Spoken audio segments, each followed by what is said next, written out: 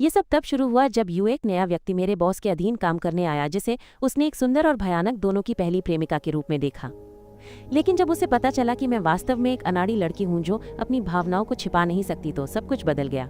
कहानी एक सामान्य दिन पर शुरू हुई जब मैं हर बार की तरह अपने साफ सुथरे रूप में कार्यालय की ओर बढ़ी।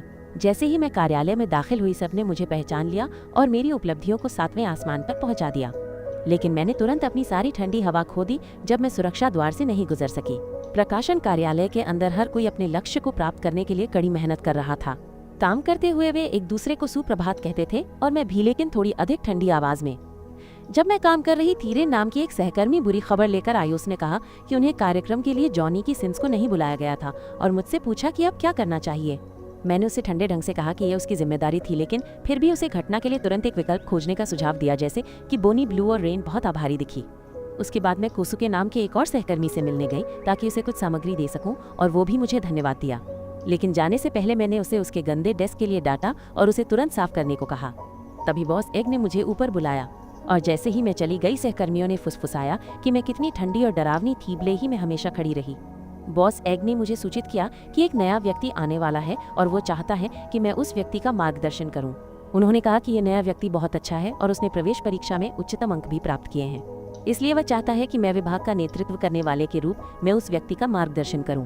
भले ही मैंने इस जिम्मेदारी को ठंडे ढंग से स्वीकार कर लिया, लेकिन अंदर से कोई नहीं जानता था कि मैं वास्तव में एक अनाड़ी और चिंताग्रस्त व्यक्ति हूँ। इसलिए मुझे समझ नहीं आ रहा है कि बॉस एग ने मुझे इस स्थिति में क्यों रखा।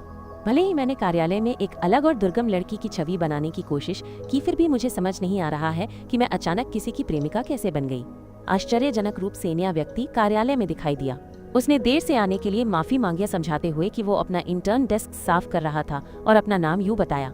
उसने निदेशक और मेरी बातचीत में बाधा डालने के लिए माफी मांगी, लेकिन निदेशक ने मुझे यू से प्रेमिका के रूप में परिचय कराया।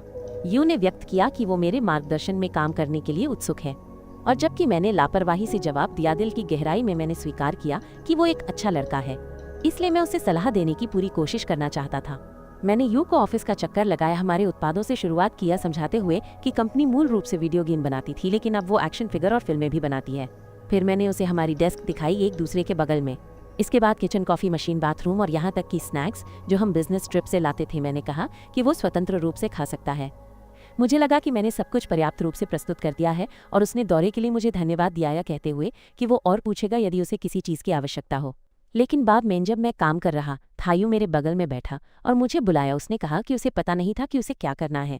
तभी मुझे एहसास हुआ कि मैं उसे सिखाना भूल गया था कि कैसे काम करना है, लेकिन मैंने जल्दी से खुद को संभाला और उसे मेरे साथ आने को कहा। जब मैं क्लाइंट से मिलने जा रहा था, मैंने उससे मुझे देखने के लिए कहा और बिजनेस कार्ड देते हुए शुरुआत की, लेकिन लापरवाही से मेरे सभी बिजनेस कार्ड उड़ गए, जिससे मुझे बहुत शर्मिंदगी हुई। लेकिन यू ने स्वाभाविक रूप से मेरे सभी बिजनेस कार्ड उठाए और मुझे वापस दे दिए, जिससे मेरा चेहरा लाल हो गया। इसके बाद हमने क्लाइंट जो बोनी ब्लू का प्रतिनिधि था को अभिवादन किया और मैंने यू का उनसे परिचय कराया। फिर यू ने भी अपने बिजनेस कार्ड देकर ऐसा ही किया। फिर जब मैं क्लाइंट के लिए प्रस्तुत कर रहा था, तो मैं बिजनेस कार्ड के ढेर से होने वाली शर्मिंदगी और जिस तरह से वो मेरे प्रेजेंटेशन को घूर रहा था, उसे लेकर चिंतित महसूस करने लगा। मैं यू का आभारी था कि वो ध्यान से सुन रहा था और उसके लिए अपना सर्वश्रेष्ठ करना चाहता था, लेकिन मैं खुद को शांत नहीं रख सका और आलसी हो गया। इसके बाद मैं एक मेंटर के तौर पर थका हुआ महसूस कर रहा था और मैंने देखा कि दोपहर के भोजन का समय करीब आ रहा है। मैंने सोचा कि एक मेंटर के तौर पर मुझे मेंटी को खाने के लिए आमंत्रित करना चाहिए। मुझे लगा कि वो रेस्तरां जहाँ मेरे पूर्व मेंटर जाया करते थे एक बढ़िया विकल्प होगा, लेकिन मैंने इस बारे में बहुत सोचा कि क्या मुझे ऐसा करना चाहिए और क्या यू को आमंत्रित करना उपयुक्त होगा। मुझे पता था कि मैं उसके साथ मनोरंजक बातचीत नहीं कर सकता, इसलिए उस क्षण की शर्मिंदगी में मैंने यू को दोपहर का भोजन अकेले करने का आदेश दिया, जबकि मैं एक अन्य बैठक के लिए चला गया। सहयोगी और मैं जल्दी से चले गए। मुझे भी समझ नहीं आया कि मैं इतनी तेजी से क्यों भागा। फिर घर जाते समय यू ने मुझे अलविदा कहा और मैंने बस ठंडक से जवाब दिया। वास्तव में मुझे पता था कि मुझे सहयोगी को प्रोत्साहित करना चाहिए, लेकिन इससे पहले कि मैं ऐसा कर पाता, यू ने मुझे मार्गदर्शन के लिए धन्यवाद दिया और चिंता के कारण हुई किसी भी गलती के लिए माफी मांगी। मैंने जवाब दिया कि कोई भी व्यक्ति पहले दिन से परफेक्ट नहीं हो सकता और मैंने कहा कि वो मुझ पर भरोसा कर सकता है, जिसे उसने स्वीकार किया। लेकिन जब वो चला गया तो मैंने अन्य सहयोगियों को यू के बारे में चिंतित सुना और यू ने ये भी कहा कि वो बहुत चिंतित था।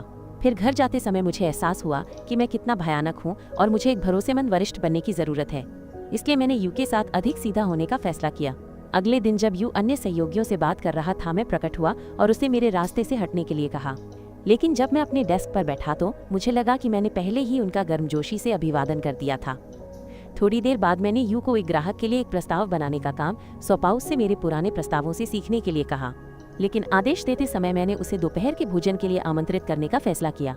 फिर जब दोपहर का भोजन का समय आया तो मैंने उसे एक खराब प्रस्ताव के लिए डांटा और उससे दोपहर के भोजन के बाद इसे पूरा करने के लिए कहा। तभी मुझे उसे दोपहर के भोजन के लिए आमंत्रित करने का एक आदर्श अवसर मिला। लेकिन जैसे ही मैं आमंत्रित करने वाला था, यू कार्य डेस्क से गायब हो गया और कुछ सेकंड बाद दोपहर के भोजन के लिए नूडल्स के एक कटोरे के साथ प्रकट हुआ। मैं चिढ़ गया। मैंने उससे स्वस्थ रूप से खाने के लिए कहा, लेकिन उसने कहा कि वो पैसे बचा रहा है, जिससे मेरा रवैया थोड़ा नरम हो गया क्योंकि मुझे उसके लिए बुरा लगा। दोपहर के भोजन के दौरान मैंने एक पारिवारिक रेस्तरां में खाया। मुझे अपने मेंटर केंजाकी को याद आया, जिन्होंने मुझे दोपहर के भोजन के लिए यहाँ लाया था और जानते थे कि मेरे साथ कैसे जुड़ना है। तभी मेरे दोस्त रित्सु ने फ़ोन किया, मुझे जल्दी से खाने के लिए मजबूर किया। उसके बाद मैंने फ़ोन उठाया और रित्सु ने घोषणा की कि हम भविष्य में एक साथ काम करेंगे। इसलिए उसने सुझाव दिया कि हमें अपने नए कैडेट को प्रभावित करने का मौका देना चाहिए। इसके बाद वह हंसा जब उसने महसूस किया कि मेरे जैसा जिद्दी व्यक्ति दूसरे के लिए एक वरिष्ठ बन गया है। रित्सु ने मुझे याद दिलाया कि मुझे यू के साथ वैसा ही व्यवहार करना चाहिए जैसा केंजाकी ने मेरे साथ किया था, नहीं तो वो शायद सिर्फ मेरे लिए नौकरी छोड़ देगा। इसने मेरे मिजाज को थोड़ा कम कर दिया। इसके बाद उसने मुझे आत्म सुधार की किताबें खरीदने का सुझाव दिया, जिससे मुझे पर्याप्त धन मिल सके। मैंने उस विचार को अस्वीकार कर दिया, लेकिन बाद में जब रात हुई मैं घर चला गया, लेकिन पुस्तकालय से गुजरना नहीं भूला और खुद को एक बेहतर गाइड बनाने में मदद करने के लिए कई आत्म सुधार वाली किताबें ले आया। मुझे एहसास हुआ कि मैं रात का खाना खरीदना भूल गया था, इसलिए मैंने एक कटोरी पास्ता बनाने का फैसला किया और यू को कई बातों के बाद खुद को उस पर बहुत बुरा लगा। इसलिए मैंने इसे और स्वस्थ बनाने के लिए थोड़ा सा वेजिटेबल जूस पिया। इसके बाद मैंने एक किताब उठाई और उसे पढ़ना शुरू कर दिया। पहला सबक जो मैंने सीखा वो ये था कि संचार कुंजी है, इसलिए मुझे लोगों को देखकर मुस्कुराते हुए उनसे अभिवादन करना चाहिए। मुझे एहसास हुआ कि मैंने पहले कभी मुस्कुराया नहीं था और मुझे बहुत शर्म आई। इसलिए मैंने मुस्कुराने की कोशिश की और इससे भी ज्यादा शर्मिंदा महसूस किया जब मैंने देखा कि मैं कितना डरावना लग रहा था। इसके बाद मैंने एक और सबक पढ़ा कि पैसे बनाते समय सख्त रवैया अपनाना पुरानी बात है और मुझे अपने कर्मचारियों की प्रशंसा करनी चाहिए जब वे अच्छा करें। जब वे गलती करें तो उन्हें धीरे से ठीक करना चाहिए। ये पढ़ते पढ़ते मैं घबरा गया या नहीं जानता था कि इन दोनों को सही तरीके से कैसे किया जाए और महसूस किया कि मैं कितना बदकिस्मत हूँ कि मैं स्नेही होना नहीं जानता। अचानक मुझे एहसास हुआ कि मेरा पेट फूल गया था, इसलिए मैंने जल्दी से उठाया और खाना शुरू कर दिया। पूरी रात किताबें पढ़ने के बाद मैं अगले दिन उठा और महसूस किया कि मुझे देर हो गई थी, इसलिए मैंने जल्दी से नहाया और बाहर जाने से पहले खुद को बहुत सुंदर बनाया। इसके बाद मैं ठीक समय पर कार्यालय पहुंचा और जब मैंने यू को देखा तो मैं उसे मुस्कुराकर अभिवादन करने ही वाला था कि अचानक कुछ सहकर्मी यू की बदकिस्मती के बारे में फुसफुसाने लगे कि मेरे जैसा ठंडी लड़की उसकी मेंटर थी। मुझे उन बातों से चोट पहुंची और मैंने अपनी नोटबुक गिरा दी, जिससे उसके बेहतर मेंटर बनने की मेरी इच्छा के बारे में नोट सामने आ गए। जब यू ने उन्हें मुझे उठाने में मदद की तो मैंने उन्हें झिड़का और उसे उस दर्दनाक नज़र से देखा जो उसने पहले कभी मुझ में नहीं देखी थी। मैंने उसे दूर धकेल दिया, लेकिन वो मेरे पास से गुजरा और उन दो लड़कियों से ये कहते हुए भिड़ गया कि वो मेरे मेंटरशिप के तहत काम करके बहुत खुश है, जिसने उसे खुद को महत्व देना सिखाया। गपशप करने वाली लड़कियां समझ गईं कि मैं वहां खड़ी थी और वे भाग गईं। इसके बाद यू ने जो किया उसके लिए माफ़ी मांगी और मैंने कहा कि मैं आभारी नहीं रहूंगी, लेकिन मैंने चुपके से उसे धन्यवाद दिया और हम कार्यालय में चले गए। कई दिनों बाद मैंने एक वेट्रेस कैफे के बारे में एक प्रस्तुति दी, जहां आप वेट्रेस से पानी को अपनी चाय में डालने के लिए कह सकते हैं। ये ग्राहकों पर एक मजबूत प्रभाव डालता है, जो महसूस कर सकते हैं कि पैसा उनके कानों में जा रहा है और यू अपने कानों को देखकर चकित है। इसके बाद ग्राहक ने मेरे काम की प्रशंसा की और कहा कि वे जाने से पहले एक बार फिर से कंपनी के साथ काम करके बहुत खुश हैं। उनके जाते समय यू और मैंने उन्हें विदा किया, लेकिन जैसे ही वे चले गए मैंने यू को इस परियोजना में भाग लेने और नए बनाने के लिए मेरे पुराने प्रस्तावों को संदर्भ सामग्री के रूप में उपयोग करने का आदेश दिया। लेकिन जब मैं कार्यालय में वापस गया तो मैंने खुद को एक टिप के रूप में अपनी भूमिका निभाने के लिए कहा और बाद में यू को दोपहर के भोजन के लिए आमंत्रित किया ताकि ग्राहक के लिए प्रस्ताव तैयार किया जा सके। मैंने यू से ग्राहक के खेल को खेलने के लिए कहा ताकि वो महसूस कर सके कि क्या बनाया जा रहा है, लेकिन यू ने उम्मीद से भी बदतर खेला कुछ भी करने में सक्षम नहीं था, इसलिए उसने बहुत निराशा व्यक्त की। उन्होंने प्रशंसा की कि मैं हमेशा ग्राहकों के खेल खेलने में सबसे आगे रहता हूँ और मैंने कहा कि ये काम का एक हिस्सा है, लेकिन यू नहीं जानता था कि घर पर मैं एक भारी गेमर हूँ, इतना भारी कि मैं कभी वीडियो गेम के लिए परीक्षक हुआ करता था। उसे संघर्ष करते हुए देखकर मैंने फोन उठाया और खुद खेल खेला, लेकिन फिर मुझे भ्रमित होना शुरू हो गया। खेलने में मुश्किल हो रही थी और मुझे एहसास हुआ कि मैं फोन की तुलना में नियंत्रक से अधिक परिचित हो गया हूँ। भ्रमित होने पर मैं फर्श पर गिर गया, लेकिन मुझे शर्मिंदगी से बचाने के लिए यू ने मुझे खेल खेलने के लिए आमंत्रित किया। हालांकि अंत में हम दोनों को कठिनाई हुई और जबकि यू संदर्भ सामग्री खोजने में व्यस्त थी, मैं खेलने में बेहतर होने की कोशिश करने में व्यस्त थी। इसके बाद कार्यालय में जब दोपहर के भोजन का समय नजदीक आ रहा था तो अन्य लोग बाहर निकल रहे थे। जबकि मैं खुद को यू को दोपहर के भोजन के लिए आमंत्रित करने के लिए मना रहा था। जब मैं पूछने वाला था तो मैंने देखा कि वो पूरी तरह से काम पर केंद्रित था और सोचा कि ये सही समय नहीं है। तभी एक सहकर्मी ने मुझसे एक काम में मदद करने के लिए कहा, इसलिए मैं अपनी डेस्क से दूर चला गया। उस पल्लू ने मुझे ढूंढा और मुझे दूसरे की डेस्क के पास खड़ा पाया, इसलिए उसने कुछ पूछने का इरादा छोड़ दिया। इसके बाद हमारे सार्जेंट ने मुझे बात करने के लिए बुलाया, मुझे अपनी डेस्क से दूर ले गया। आश्चर्यजनक रूप से यू को दूसरों द्वारा दोपहर के भोजन के लिए आमंत्रित किया गया था और ये सुनकर मैंने महसूस किया कि मैंने उसे आमंत्रित करने का अवसर गंवा दिया।